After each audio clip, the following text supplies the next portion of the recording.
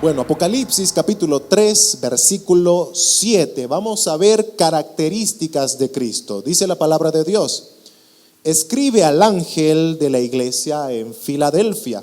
Esto dice el santo, el verdadero, el que tiene la llave de David, el que abre y ninguno cierra, y cierra y ninguno abre. Como dijimos anteriormente, Jesús está escribiendo a esta iglesia de Filadelfia, como lo hizo también a las anteriores 5 iglesias antes de esta, y como a esas otras iglesias, Jesús aquí también se presenta con atributos, características de sí mismo, y empieza a hablar al ángel de la iglesia en Filadelfia. Habíamos dicho que esto de el ángel o el mensajero de la iglesia o de las iglesias locales a las que Cristo les escribe son los ancianos, son los pastores de la iglesia. Esa palabra ángel se traduce también como mensajero. ¿Y qué le dice Jesús a los mensajeros de la iglesia de Filadelfia? Empieza presentándose como el santo y verdadero. El santo y verdadero. En el Nuevo Testamento, aunque se utiliza muchas veces el atributo santo para referirse a Dios, como también para referirse a Cristo, por ejemplo, el apóstol Pedro lo usa en uno de sus discursos diciendo que mataron al santo y al justo. Pero aquí en el Nuevo Testamento solo se utilizan 2 veces la combinación de santo y verdadero. Y ambas están en Apocalipsis. La primera es la que estamos viendo aquí en Apocalipsis 3:7, cuando Jesús se presenta como el santo y verdadero. Y la segunda vez está en Apocalipsis 6:10, refiriéndose en esa ocasión al Padre, el santo y verdadero. Hermanos, ya anteriormente habíamos visto cómo Jesús se está presentando a sus iglesias locales con atributos divinos. ¿Por qué? Porque Él es Dios. Él es Dios. Y esto no es solamente una lucha para muchas sectas que han aparecido en nuestro tiempo, alegando o tratando de refutar que Jesús no es Dios. Esto ya viene desde hace mucho tiempo. En la historia de la iglesia se ha debatido, se ha rebatido tanto el tema de la deidad de Cristo. Pero hermanos, la Escritura afirma tan claramente la deidad del Verbo encarnado. Jesús mismo se presentaba con atributos divinos, y si Jesús no es quien Él dice ser, entonces Jesús es un mentiroso. Ya lo habíamos dicho muchas veces. Jesús se presentaba, por ejemplo, en la carta a Esmirna, como el primero y el postrero, algo que el profeta Isaías se lo atribuye a Dios en su libro. El primero y el postrero, Dios. Y Cristo se presenta así en la carta a Esmirna. De la misma manera, en la carta a Tiatira, Jesús se presenta como el Hijo de Dios. Y esa presentación o esa característica fue la razón por la que lo sentenciaron o lo condenaron a muerte por blasfemia. ¿Recuerdan? Él dijo, cuando el sumo sacerdote le pregunta: ¿eres tú el Hijo del bendito? ¿Cuál fue la respuesta de Jesús? Tú lo has dicho.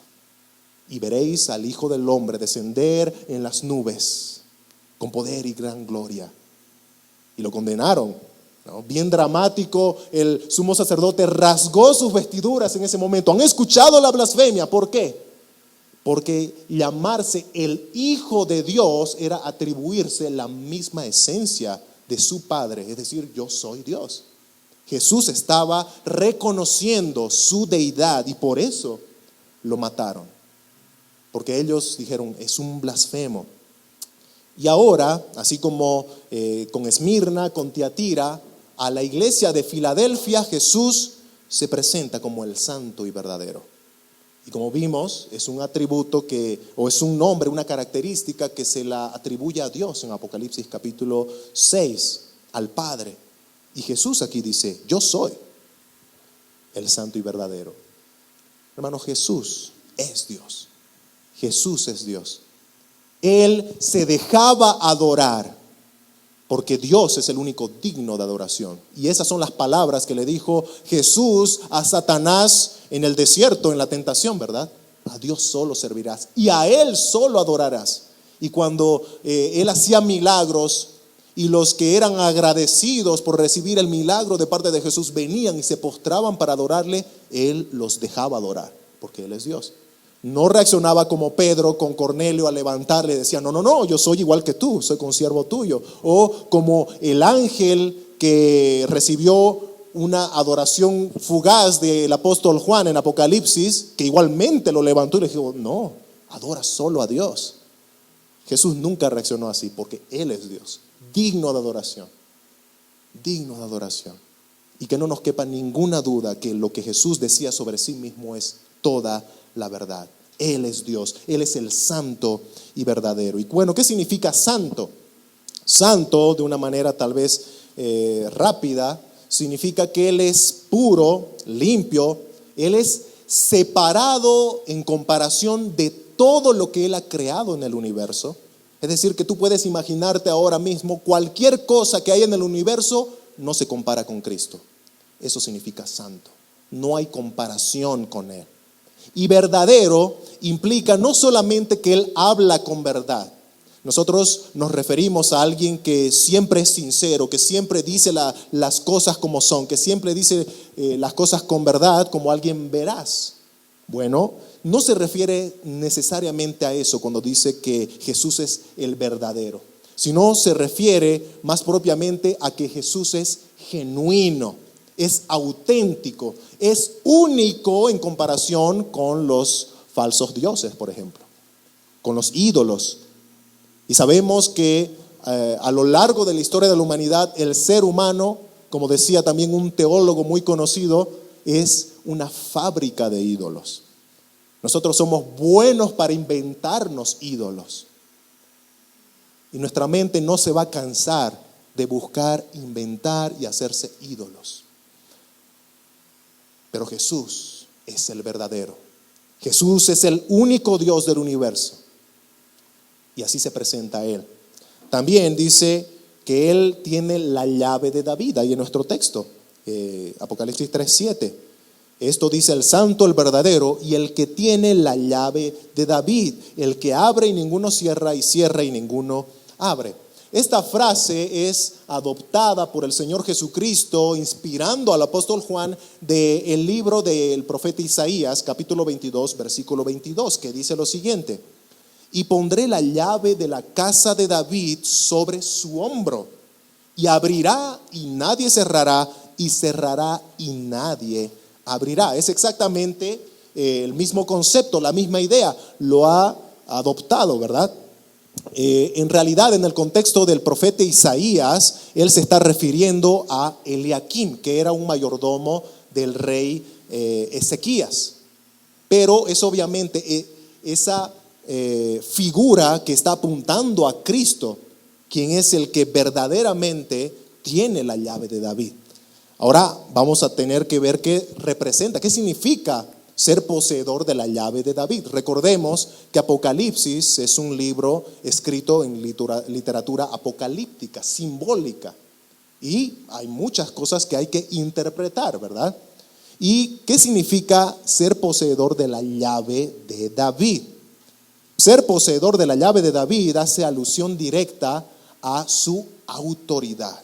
Por eso termina diciendo que el que tiene la llave abre y nadie puede cerrar. Y si cierra, nadie puede abrir. Es el único que tiene la llave, nadie más la tiene. Y por eso es que lo que él hace es firme, es firme. Jesús es ese digno de toda autoridad. Hay un comentarista que dice lo siguiente: Jesús es el único que detenta autoridad absoluta con esa llave real de David. Es quien gobierna de forma absoluta en el cielo y en la tierra, como dice Mateo 28, ¿verdad? He recibido toda potestad en los cielos y en la tierra, le dijo a sus discípulos. Porque lo que Él abre, sigue diciendo el comentarista, nadie lo puede cerrar, y lo que Él cierra, nadie lo puede abrir. Su palabra y sus obras son definitivas. Definitivas. Nadie puede decirle al Señor Jesús como rey, como gobernador, ¿qué estás haciendo?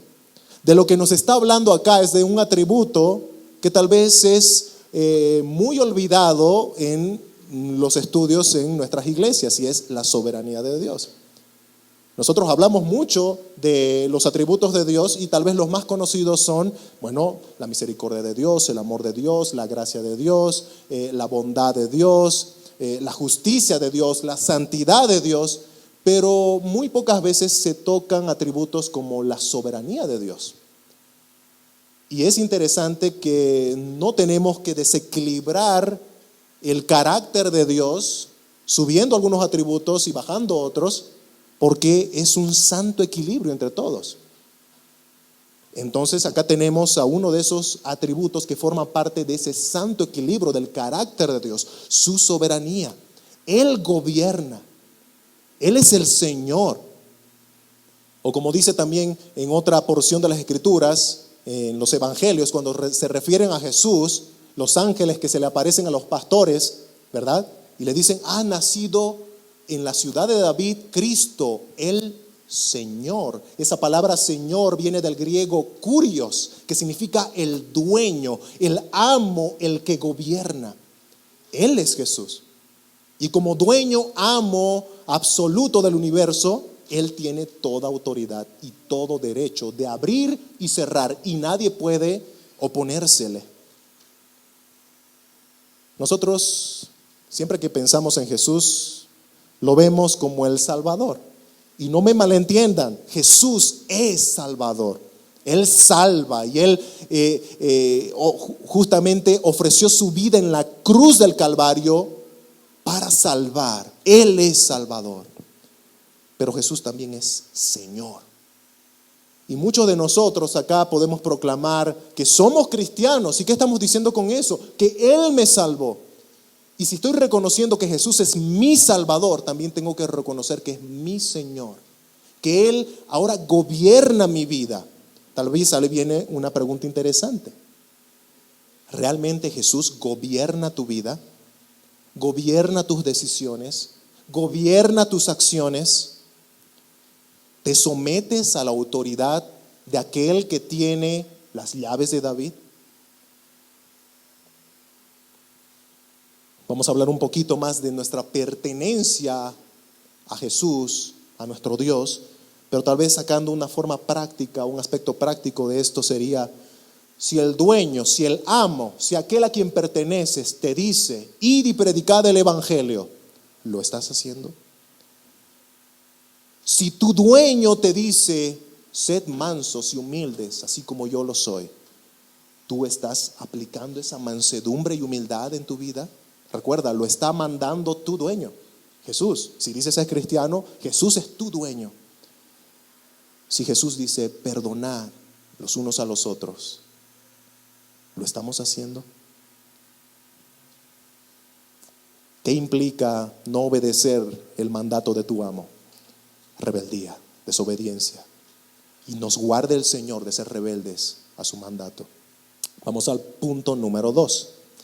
Cristo reconoce la fidelidad de su iglesia. Apocalipsis 3:8 dice la palabra del Señor: yo conozco tus obras, he aquí he puesto delante de ti una puerta abierta, la cual nadie puede cerrar, porque aunque tienes poca fuerza, has guardado mi palabra y no has negado mi nombre. Cristo conoce la realidad de la iglesia de Filadelfia, así como Cristo conoce la realidad de todas sus iglesias locales. Él las ha puesto, recuerden, Él ha puesto iglesias en donde Él quiso, así como Él puso las estrellas en el cielo y las conoce una por una. Él conoce sus iglesias, conoce el lugar en donde están, las luchas que tienen. Jesús conoce no solamente las obras, las acciones que hacen, sino también las aflicciones que la iglesia pasa, los dolores. Jesús conoce también las vergüenzas, como también sus proezas de esa iglesia local. Jesús las conoce bien. Yo conozco, dice el Señor. Y bueno, así también como le escribió a Éfeso, Esmirna, Pérgamo, Tiatira y Sardis, quienes tenían sus propias luchas en sus ciudades, en un contexto cultural y pagano específico de cada una de ellas, la ciudad o la iglesia de Filadelfia no es la excepción. también recibe un aliento de parte de Jesús en un contexto específico. Yo conozco, iglesia de Filadelfia, dónde vives. Yo conozco tus luchas. Bueno, la ciudad de Filadelfia, como decíamos, estaba como una ciudad puerta que hacía de apertura, de entrada y salida para Europa y Asia. Y eso hacía que esté abierta también a diferentes culturas, y en este caso la cultura idolátrica de los grecorromanos. Los filadelfos proclamaban que el César es el Señor. Ellos idolatraban al César romano, tanto lo idolatraban que en el año 69 o 79, estaba ahí entre esa década, ellos cambiaron el nombre de la ciudad de Filadelfia y le pusieron Flavia, un nombre nuevo. ¿Por qué le pusieron Flavia? Bueno, querían honrar al César llamado Tito Flavio Vespasiano. Lo idolatraban, lo honraban a tal punto de que cambiaron el nombre de la ciudad y le pusieron un nombre nuevo. Esto tiene relevancia con algo que Jesús va a decirle a los cristianos de Filadelfia más adelante, cuando les dice sobre un nombre nuevo. En fin, ellos proclamaban que el César es el Señor. Sin embargo, los cristianos proclamaban todo lo contrario. No, el César no es el Señor. Jesucristo es el Señor. Y eso les costaba a muchos la pérdida de sus bienes materiales, comodidades, casas, como también la pérdida de sus propias vidas. Pero ahí se veía la fidelidad de los cristianos que proclamaban a pesar de la persecución. Nosotros podríamos tal vez ilustrar el sufrimiento de los cristianos de Filadelfia con una pelea de box. Algunos de ustedes tal vez han visto en televisión en algún momento una pelea de boxeo, ¿verdad? Y donde a veces con el pasar de los tiempos de lucha que tienen, uno de los dos va mermando en fuerza, ¿no? Y empieza ya a protegerse de los golpes y es lo único que puede hacer.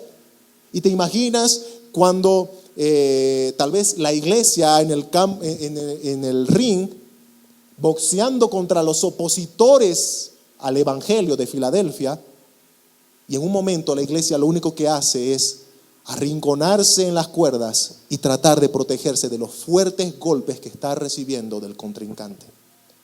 Así estaba la iglesia, hermanos, contra las cuerdas, debilitado a tal punto que Jesús dice ahí en nuestro texto que era una iglesia que tenía poca fuerza. Una iglesia que tenía poca fuerza, completamente debilitada. Hay dos opciones de lo que significa poca fuerza para lo que Jesús le dice a esta iglesia. Y en algún punto puede que estas dos sean uno.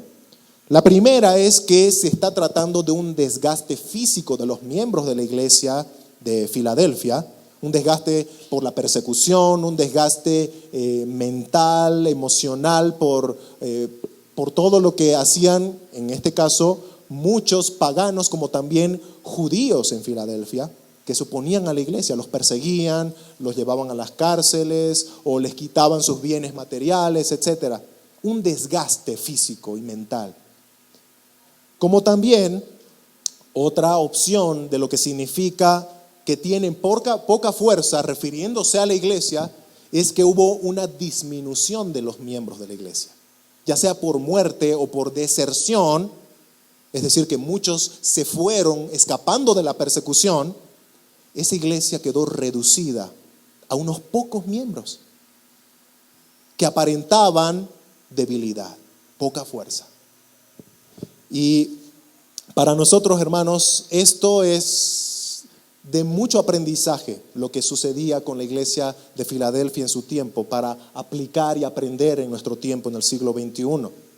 Porque esta iglesia que estaba siendo golpeada por las pruebas, persecuciones, y al mismo tiempo se veía una disminución de los miembros de la iglesia, a tal punto de que era un grupo reducido y sufrido, era un grupo fiel.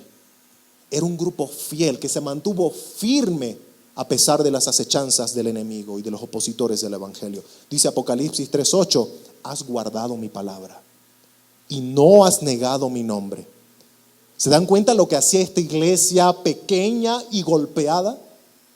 Se mantenía firme. Sí, estaba contra las cuerdas, pero no estaba en la lona. Estaba manteniéndose en pie. Y eso tiene que ser de aliento para nosotros, hermanos. Porque a veces nosotros nos desanimamos a ver tal vez números, ¿verdad? Qué pocos somos. Y nos desalentamos.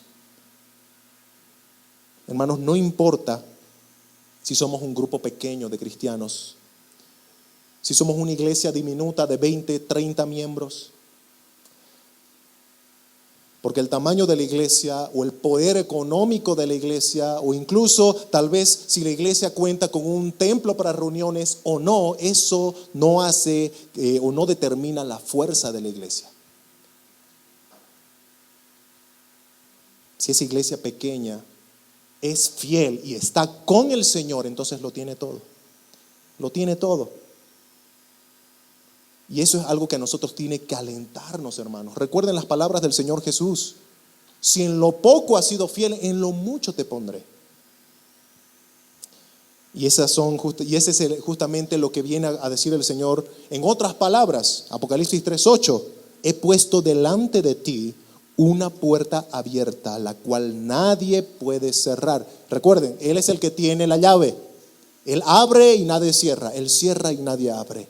Y aquí dice que ha abierto una puerta a esta iglesia diminuta, golpeada, pero fiel. ¿Y qué significa esta puerta abierta que Jesús le ha dado? Bueno, la puerta abierta implica oportunidades para predicar el evangelio.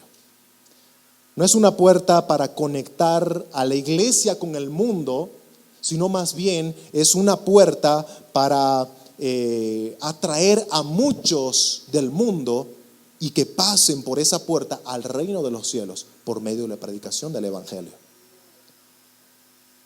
Esa puerta de la cual Jesús le está hablando a los cristianos de Filadelfia no tiene que ser como la ciudad de Filadelfia se convirtió al ser considerada puerta de Asia con Europa, que dejó entrar a la cultura del mundo con sus ideologías a la ciudad, de tal manera que ellos adoptaron sus pecados, idolatría al César, etcétera, etcétera. Hermanos, la iglesia recibe por la misericordia del soberano dueño de la iglesia, que es Cristo, muchas veces oportunidades, puertas abiertas para el evangelio, pero no es para recibir y abrazar las ideologías del mundo, sino para darle al mundo lo que el mundo necesita y que ellos vengan por esa puerta que es Cristo. Recuerden, Jesús dijo: yo soy la puerta, y entren al reino de los cielos al creer en el evangelio de Jesús. Hoy vivimos en una época en donde muchas iglesias, muchas congregaciones a lo ancho y largo del mundo se han convertido en puertas que absorben las ideologías del mundo. Lugares en donde ahora ya no se predica de pecado, porque del mundo ha venido ese pensamiento de no, es que hablar de pecado ofende. Muchas iglesias quieren agradar al mundo y no agradar a Dios. Tenemos que agradar a Dios. Simon Kistemaker, que es un comentarista, un teólogo, dice lo siguiente: la puerta abierta que Dios abre es un estímulo para que los cristianos se involucren activamente en la labor de evangelismo y las misiones. Hermanos, Dios es misericordioso con sus iglesias locales, porque nosotros muchas veces somos testarudos, somos rebeldes, somos desobedientes, pero el Señor es misericordioso. Y así como le dio oportunidad al profeta Jonás cuando él quiso huir de hacer la voluntad de Dios, Dios da oportunidades a nosotros que como profetas debemos proclamar la voz de Dios al pueblo, al mundo, y nos da oportunidades. Pero hermanos, algo que tenemos que rescatar de esta iglesia de Filadelfia es que esta no era una iglesia como Jonás, que huía de hacer la voluntad de Dios. Era una iglesia fiel. Y Dios, a los que son fieles, los pone en lo mucho. Si en lo poco has sido fiel, en lo mucho te pondré. Una iglesia que no pone excusas de su tamaño, tal vez de su condición económica, tal vez de si tiene o no un local de reuniones. No, Filadelfia no ponía excusas, era una iglesia fiel. Y ella anunciaba las virtudes de aquel que las llamó de las tinieblas a su luz admirable. Se mantenían fieles en ese contexto oscuro de la ciudad. ¿Cuántas iglesias en el día de hoy sufrimos por falta de obreros, por falta de siervos? Y bueno, la Escritura nos dice que pidamos al dueño de la mies por más obreros para la mies. Pero la pregunta, más allá de pedir por algo que no tenemos, es si con aquello que ya tenemos estamos aplicando fidelidad. O aún estamos diciendo, cuando tengamos más siervos, ahí sí vamos a ser una iglesia fiel. O cuando seamos más miembros, ahí sí vamos a ser una iglesia fiel. Fiel al Evangelio, predicadora del Evangelio. Hermanos, seamos como los de Filadelfia, que no esperaron a ser muchos, que no esperaron estar en un tiempo de paz para decir, ahora sí seremos fieles. En el tiempo en donde los golpes los llevaron a las cuerdas y donde hizo que ese grupo se disminuya, ellos dijeron, seremos fieles. Seremos fieles. Que el Señor, hermano, nos guarde y nos guíe con su Espíritu a ser una iglesia fiel, a pesar de las circunstancias que pasemos y a pesar del grupo de cristianos que seamos en esta iglesia. Pasamos a nuestro punto número 3. Cristo entrega a los judíos opositores a la humillación. Vamos a leer Apocalipsis capítulo 3, versículos 9 al 10. La palabra de Dios dice así: He aquí, yo entrego de la sinagoga de Satanás a los que se dicen ser judíos y no lo son, sino que mienten. He aquí, yo haré que vengan y se postren a tus pies y reconozcan que yo te he amado. Por cuanto has guardado la palabra de mi paciencia, yo también te guardaré de la hora de la prueba que ha de venir sobre el mundo entero, para probar a los que moran sobre la tierra. En estos versículos Jesús hace mención de aquellos opositores de cuales hemos estado hablando anteriormente. ¿Quiénes eran aquellos que habían puesto a la iglesia contra las cuerdas en el ring? Eran en su gran mayoría judíos que radicaban en Filadelfia. Ahora, aunque Jesús en el texto llama, ¿verdad?, se dicen ser judíos y no lo son, no está diciendo que estas personas no habían o nacido en Israel o ser descendientes de israelitas. Es muy probable que estas personas que se oponían al Evangelio eran realmente descendientes carnales de israelitas, eran judíos. Pero bien dijo el apóstol Pablo en Romanos capítulo 9, versículos 6 al 7, no todos los que descienden de Israel son israelitas, ni por ser descendientes de Abraham son todos hijos. Esta enseñanza es algo que Jesús ya lo había mencionado a los judíos en su ministerio terrenal, que se jactaban de ser hijos de Abraham. Y porque somos hijos de Abraham, somos hijos de Dios. Pero ¿qué les dijo Jesús en Juan capítulo 8?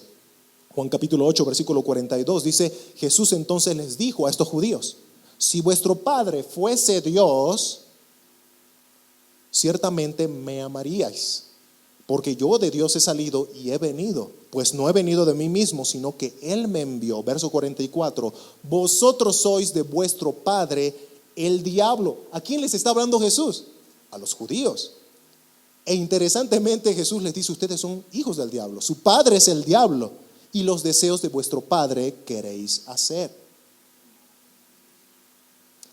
Entonces, hermanos, este texto que Jesús está mencionando acá nos está mostrando algo muy importante, un fundamento de nuestra doctrina, y es que la salvación no era por una herencia de mis padres, ¿verdad? Bueno, yo soy salvo, ahora mi hijita es salva. ¿Por qué? Porque yo soy cristiano, yo soy salvo. No, la salvación es por gracia, por fe, por Jesucristo, y es personal. Y en el tema de los judíos y los gentiles, Pablo va a encerrarlos a todos en la misma bolsa y en la misma necesidad espiritual. Romanos capítulo 3, Pablo dice, versículo 9, ya hemos acusado a judíos, por un lado, y a gentiles, por el otro, que todos están bajo pecado. Como está escrito, no hay justo ni aún uno, no hay quien entienda, no hay quien busque a Dios. Todos se desviaron, a una se hicieron inútiles, no hay quien haga lo bueno, no hay ni siquiera uno. ¿Qué está diciendo el apóstol Pablo? Los judíos están en esa necesidad de perdón de sus pecados porque son igual de pecadores como los gentiles, que están igualmente en esta situación paupérrima espiritual. Y los judíos de Filadelfia, a los cuales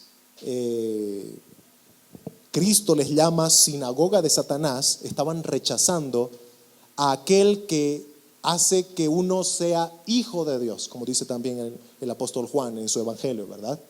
Que los que creen en Jesús tienen la potestad o el derecho de ser llamados hijos de Dios. Jesús es el único que nos da ese derecho de ser hijos de Dios. Si rechazamos a Jesús, si rechazamos a Cristo, no hay otra forma de ser hijos de Dios. No la hay. Y los opositores al evangelio en Filadelfia se estaban oponiendo a la simiente prometida a Abraham. Esa simiente por la cual Abraham escuchó de la boca de Dios, serán benditas todas las naciones. ¿Y de quién estaba hablando? El apóstol Pablo luego va a decir en Gálatas que esa simiente es Cristo. Cristo es aquel que hace que de todas las naciones sean benditos. Pero no es como automático, ¿verdad? Hay que creer. Hay que creer. Justamente Juan 3:16 dice eso, ¿no? De tal manera amó Dios al mundo para que todo aquel que en él cree tenga vida eterna. Tristemente los judíos de Filadelfia no creían y estaban rechazando al único que nos hace hijos de Dios. Por eso les llama sinagoga de Satanás, o como les dijo a los judíos en Juan capítulo 8, hijos del diablo. Su padre es el diablo porque deseaban hacer la voluntad de su padre. Pero Jesús les dice a estos judíos opositores que van a reconocer que los cristianos en Filadelfia y que todo cristiano a lo largo y ancho del mundo son amados por Dios, son hijos de Dios y son coherederos del Mesías. Ubican, ¿verdad? Lo que le dijo. Al final, yo haré que vengan estos judíos ante ti, a los pies de los cristianos, y reconozcan que yo te he amado. Jesús les iba a obligar a reconocer que la iglesia es amada por el Señor. Esta humillación se parece mucho a la que sufrió un personaje en el Antiguo Testamento llamado Amán. Ubican a la reina Esther, ¿verdad? Bueno, la reina Esther tenía su primo que la crió, que se llamaba Mardoqueo. Y por diversas circunstancias, Mardoqueo iba a ser honrado por el rey Asuero. Y este Amán odiaba a Mardoqueo, lo odiaba. Pero el rey Asuero, que tenía toda autoridad, le ordenó a Amán: vas a honrar a Mardoqueo. ¿Y qué hizo a regañadientes Amán? Lo sentó en el caballo real, le puso en su cabeza la corona real, lo vistió con las ropas reales y salió proclamando por la plaza: así honra el rey a los que son fieles a él. ¿Se dan cuenta cómo Amán fue obligado a reconocer, a honrar a aquel a quien odiaba? Bueno, el Señor Jesucristo, el soberano Rey y Señor, iba a obligar a estos opositores a reconocer que Cristo ama a la iglesia. Porque estos se creían hijos de Dios por su descendencia. Pero Jesús les dice: no, no es así. El apóstol Pablo va a decir en Gálatas capítulo 3, versículos 6 al 7: así Abraham creyó a Dios y le fue contado por justicia. Sabed por tanto que los que son de fe, estos son hijos de Abraham. Ubican, ¿verdad?, que en la escuela dominical, en algunos contextos, hay un corito que se canta, Padre Abraham, ¿no? Tiene hijos, muchos hijos tiene él. Y ese corito, por más sencillo o por más para niños que parezca, tiene fundamento bíblico. Abraham es padre de millares y millares, como las estrellas que hay en el cielo y la arena que hay en el mar.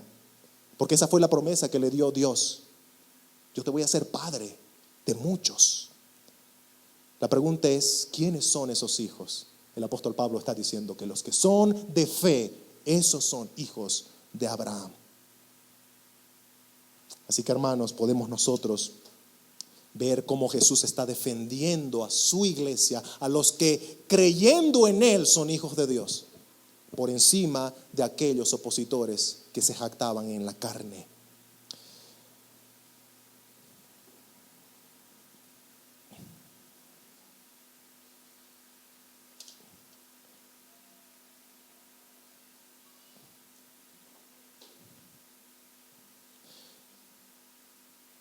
Y bueno, aquí vamos a ver también en nuestro texto que en el versículo 10 de Apocalipsis 3, Jesús habla de una protección o de guardar. Dice, por cuanto has guardado la palabra de mi paciencia, yo también te guardaré de la hora de la prueba que ha de venir sobre el mundo entero para probar a los que moran sobre la tierra. La pregunta es, ¿de qué tipo de guardarnos está hablando? En este caso le está hablando a la iglesia de Filadelfia. Le dice, yo te guardaré. Tú has guardado mi palabra, ahora yo te guardaré de la hora de la prueba. Jesús no puede estarse refiriendo al sufrimiento de los cristianos. No puede estarse refiriendo al sufrimiento de los cristianos. ¿Por qué? Porque los cristianos han sufrido a lo largo de la historia de la iglesia. Y si Jesús prometió cierta seguridad especial a los cristianos, antisufrimiento, antidolor, entonces Cristo ya incumplió su promesa. Si no, pregúntenle a Pedro, que fue crucificado de cabeza según la tradición. Si no, pregúntenle, a Esteban, que fue apedreado, ¿no?, uno de los primeros mártires de la iglesia, Hechos capítulo 7. Si no, preguntémosles a todos los que finalizan Hechos capítulo 11 y que por la fe fueron aserrados, fueron mutilados, fueron quemados vivos en nombre de Jesús. Jesús, hermano, no está ofreciendo, como muchas sectas el día de hoy, pare de sufrir. Eres cristiano, no puedes estar enfermo, no puedes ser pobre, ¿no? No, Jesús no está diciendo eso. Cuando Jesús habla de guardar a los suyos, guardar a sus fieles, está haciendo alusión a esa oración que hizo en Juan capítulo 17, su oración sacerdotal, en donde dice, Juan 17:15, no ruego, le dice Jesús al Padre, no ruego que lo quites del mundo, sino que los guardes del mal. ¿De qué está hablando cuando pide al Padre que guarde a su iglesia del mal? Está hablando de las tentaciones, está hablando de caer en pecado, porque guardar del mal no implica que los cristianos iban a salvarse o zafarse de los sufrimientos. Hermanos, el cristiano sufre, el cristiano se enferma, el cristiano va a padecer muchas veces circunstancias difíciles en el hogar, va a pasar. El Señor Jesucristo nunca ocultó esa verdad. Dijo, en el mundo tendréis aflicción. ¿Qué estaba diciendo Jesús? Va a haber aflicción en el mundo y tú estás en el mundo. No eres del mundo, pero estás en el mundo. Va a haber aflicción. Pero Cristo también alienta con una gran verdad. Confiad, yo he vencido al mundo. Yo he vencido al mundo. En ese mundo que aflige, tal vez con enfermedades, persecuciones, pobreza, muerte, que son consecuencias del pecado original, Jesús ha vencido y tenemos esperanza. Cristo prometió a los creyentes de Filadelfia y a nosotros guardarnos del mal, guardarnos de caer en la esclavitud del pecado de la cual Él ya nos ha librado.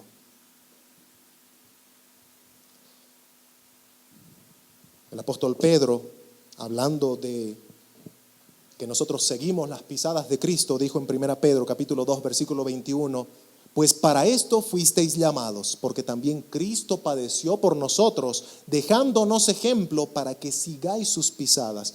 Todo lo que Pedro está diciendo acá está en el contexto de los sufrimientos de Jesús. Él sufrió para salvarte y ahora tú tienes que seguir su ejemplo, seguir sus pisadas. Vas a sufrir, no para salvarte porque Cristo ya hizo la obra redentora. Pero si al maestro lo rechazaron, lo maltrataron, lo mataron, ¿cuánto van a hacer con sus seguidores? Y así pasamos a nuestro punto número 4, el último. La promesa del Redentor o del retorno de Cristo alienta a los vencedores. De forma breve vamos a ver aquí algunos aspectos que Cristo dice al final de la carta. En primer lugar, vamos a ver que Jesús presenta una promesa y una advertencia. Dice el versículo 11 del capítulo 3 de Apocalipsis: he aquí yo vengo pronto, dice el Señor. Yo vengo pronto. Retén lo que tienes para que ninguno tome tu corona. Esa promesa que vemos en este versículo, yo vengo pronto, resuena a lo largo de Apocalipsis una y otra vez, para recordarnos. Apocalipsis 2:16, vendré a ti pronto. Apocalipsis 2:25, retenedlo hasta que yo venga. Apocalipsis 22:7, he aquí yo vengo pronto. Apocalipsis 22:12, he aquí vengo pronto y mi galardón conmigo. Apocalipsis 22:20, ciertamente vengo en breve. ¿Será que Jesús quiere que no olvidemos que va a volver? Pareciera, ¿verdad? Jesús está aplicando acá una forma escritural que se llama la repetición para recordarnos algo que es muy importante, y es que va a volver.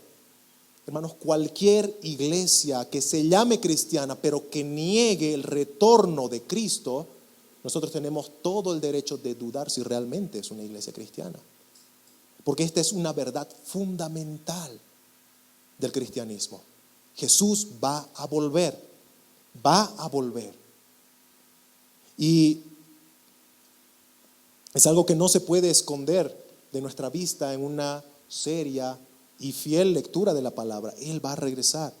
El mensaje a las 7 iglesias que representan la iglesia universal, porque recuerden, el número 7 que vemos en Apocalipsis representa la totalidad de algo. 7 iglesias de Asia Menor recibiendo las cartas de Cristo representan a toda la iglesia universal. Todo esto se está escribiendo para nosotros. Y el mensaje es: no perdamos de vista el pronto retorno de nuestro Señor. No lo perdamos. Y aunque los siglos pasen, el tiempo siga transcurriendo y las generaciones cambien, la oración de la iglesia sigue siendo Maranata. Ven, Señor Jesús. Te esperamos, Señor. ¿Es la promesa del retorno de Jesús un aliento en tu circunstancia actual? Yo no sé, tal vez estás pasando un problema familiar, problemas ya sea en el trabajo, en la escuela, por tu fe en Jesús. ¿Dónde te estás refugiando? ¿Cuál es tu aliento para continuar? Aunque sobre las cuerdas, pero continuar de pie. Para la iglesia de Filadelfia era el retorno de Cristo. Va a volver.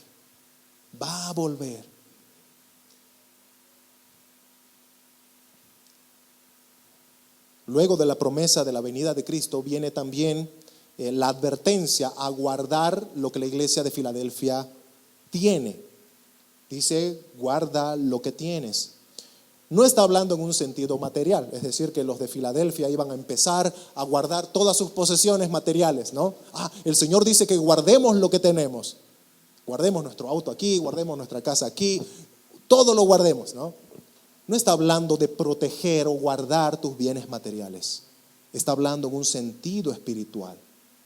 La frase guardar lo que tienes expresa una connotación espiritual. Los cristianos en Filadelfia debían guardar, proteger, preservar sus posesiones espirituales. Y alguno se preguntará, ¿qué son esas posesiones espirituales?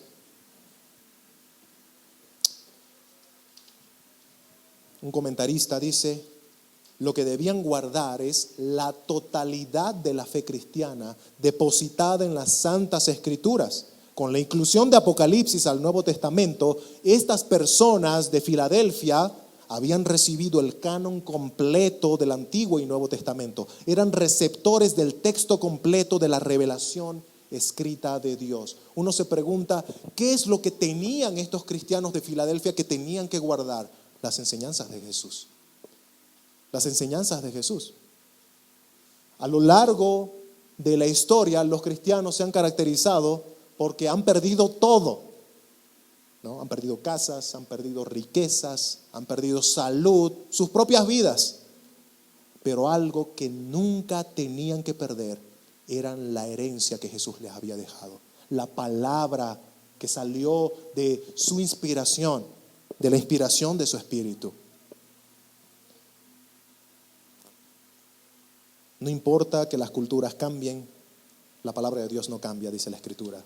No importa que las generaciones se muestren cada vez más liberales, la palabra de Dios se mantiene santa.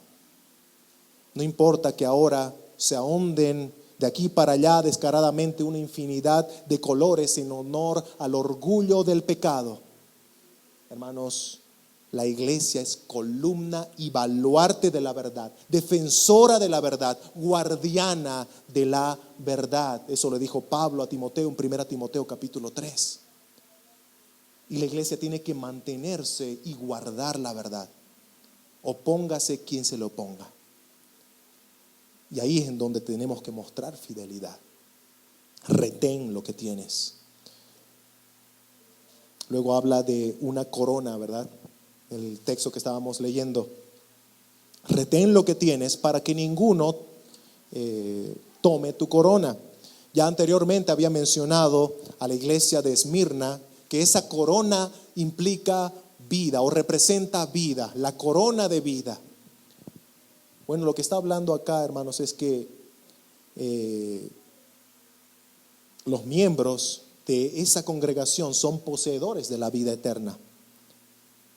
Ningún verdadero cristiano puede mantenerse con limpia conciencia en una sinagoga de Satanás que se acomoda al mundo, que abraza las ideologías del mundo y que descaradamente socapa el pecado y distorsiona el evangelio. Un verdadero cristiano no va a opacar esa corona de vida que él ya tiene. Va a guardarse a sí mismo y va a guardar a su familia. En 2 Pedro capítulo 2 versículos 7 al 8 habla de una persona que estaba rodeada de un contexto cultural pecaminoso y cómo vivía esa persona ahí. Habla de Lot. Dice la palabra de Dios, 2 Pedro 2, 7, 8, Dios libró al justo Lot abrumado por la nefanda, abominable significa, ¿no? Por la abominable conducta de los malvados, porque este justo que moraba entre ellos en Sodoma y Gomorra afligía cada día su alma justa, viendo y oyendo los hechos inicuos de ellos. Hermanos, una oveja de Cristo va a estar abrumada, va a estar afligida donde no se retiene fielmente las palabras de Cristo, ya sea para predicarlas como también para vivirlas. Y continuando, vemos que Dios honra a sus vencedores. Seguimos viendo Apocalipsis 3:12, al que venciere yo le haré columna en el templo de mi Dios y nunca más saldrá de allí. Y escribiré sobre él el nombre de mi Dios y el nombre de la ciudad de mi Dios, la nueva Jerusalén, la cual desciende del cielo de mi Dios, y mi nuevo o mi nombre nuevo. De forma breve vamos a explicar acá que en la antigüedad se honraba a las personas, a personas distinguidas, otorgándole simbólicamente una columna en un templo. De tal manera que esa columna representaba a la persona honrada. Es como si esa columna fuese esa persona. Lo que implica, simbólicamente hablando, de que tú eres parte de nosotros. Y nunca vas a salir de aquí, así como esta columna va a estar aquí hasta el final del templo, ¿verdad? Era algo simbólico que implicaba de forma tal vez sencilla que iban a ser honrados por Dios los creyentes. Que Dios honra a los que son suyos, honra a sus hijos y los honra de tal manera que van a estar siempre unidos a Él, porque estamos unidos a Cristo. No vamos a separarnos de Él. Yo la haré columna en el templo de mi Dios y nunca más saldrán de allí. Luego dice que los vencedores pertenecen a Dios. Apocalipsis 3:12 dice: escribiré sobre él, sobre el vencedor, el nombre de mi Dios. Nosotros vivimos en un contexto en donde hay mucho ganado, ¿verdad? Las vacas, ovejas, y normalmente para darle a ese animalito, por ejemplo, algo que le asegure que es mío, que nadie se lo lleve así nomás, se le pone un sello, una marca. Normalmente la inicial, ya sea cuando es una vaca, la inicial del nombre del dueño. Cuando cualquiera ve ese animal dice: ah, es de tal persona, porque reconocen la escritura sellada en él. Bueno, lo que está diciendo acá es exactamente eso. El nombre sobre el vencedor, o sobre los cristianos, sobre los fieles de Dios, representa nuestra pertenencia a Dios. Él nos ha puesto un sello que nos asegura que somos de Él y de nadie más. Y ese sello nunca se borra, y ese sello nunca se sale. Es el Espíritu Santo. El apóstol Pablo habla de eso en Efesios capítulo 1, versículo 13. Habiendo creído en el Evangelio, fuisteis sellados con el Espíritu Santo de la promesa. Tenemos ese sello, el nombre de Dios, lo que nos hace suyos. Somos de Él.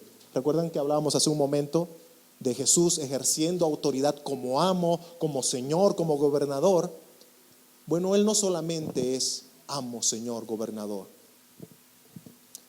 Es alguien que aprecia lo que tiene, que valora lo que tiene, que cuida lo que tiene.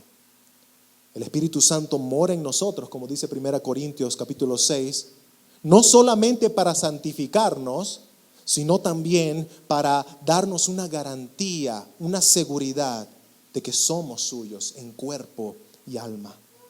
Eso dice 1 Corintios 6, 19. ¿O ignoráis que vuestro cuerpo es el templo del Espíritu Santo, el cual está en vosotros, el cual tenéis de Dios, y que no sois vuestros? Estas palabras suenan fuerte.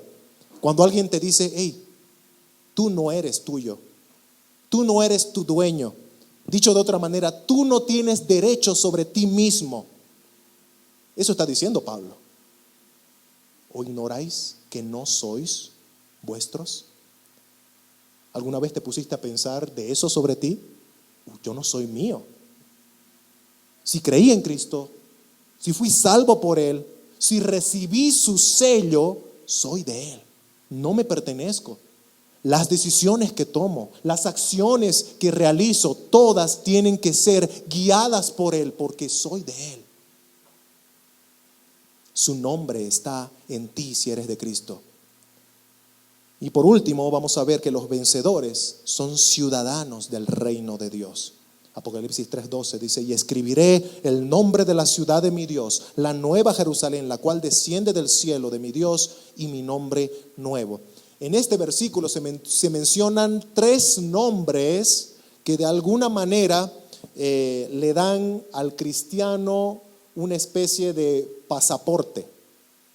Una especie de pasaporte. Se menciona, por ejemplo, el nombre de Dios, haciendo alusión, ¿verdad?, al Padre, al Hijo, al Espíritu Santo. También el nombre de la Nueva Jerusalén, está hablando de una ciudadanía celestial, de la cual habla también el apóstol Pablo en Filipenses. Y luego habla de un nombre nuevo. Es ese nombre nuevo que Jesús otorga a sus vencedores. Ya había hablado de eso en anteriores cartas también. Te daré un nombre nuevo.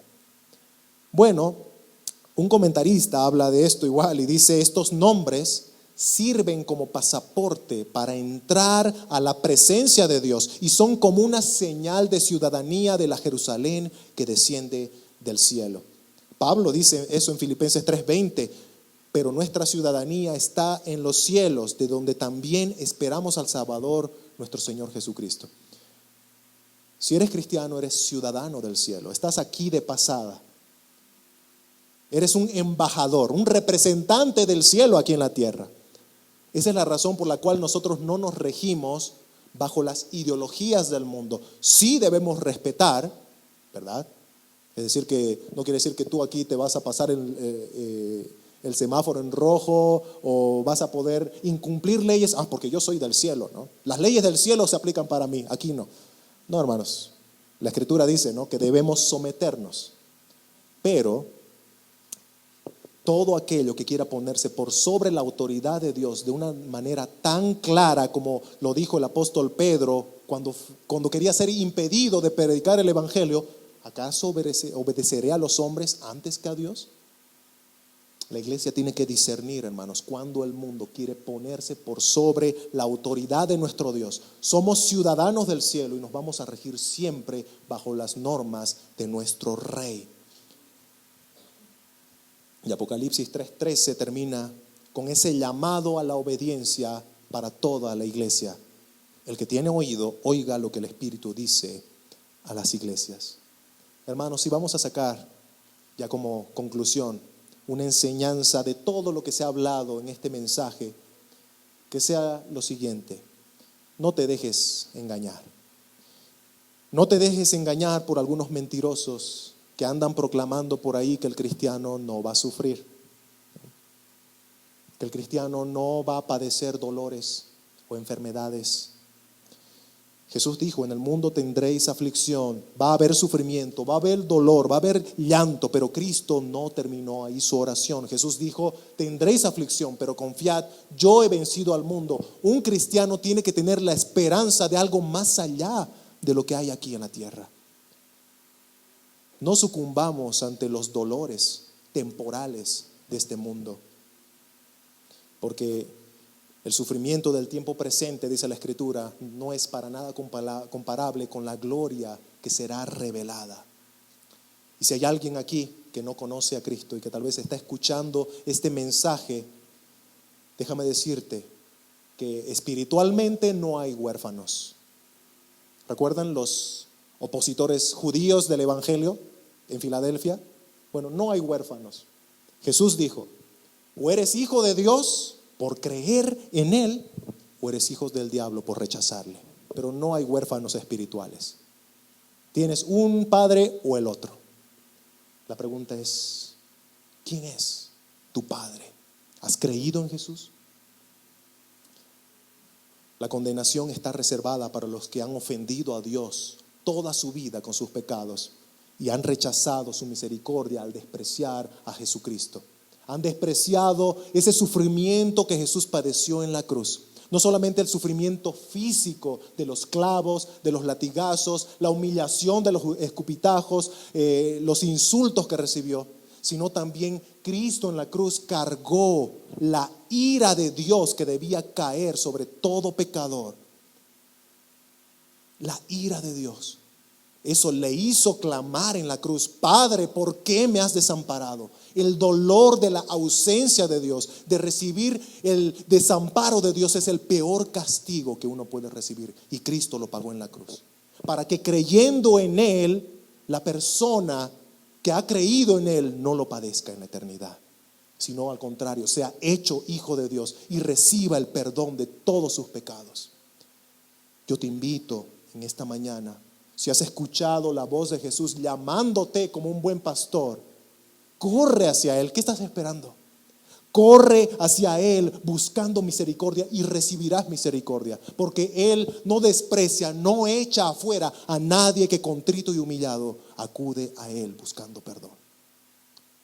Cree en el Señor Jesucristo y serás salvo.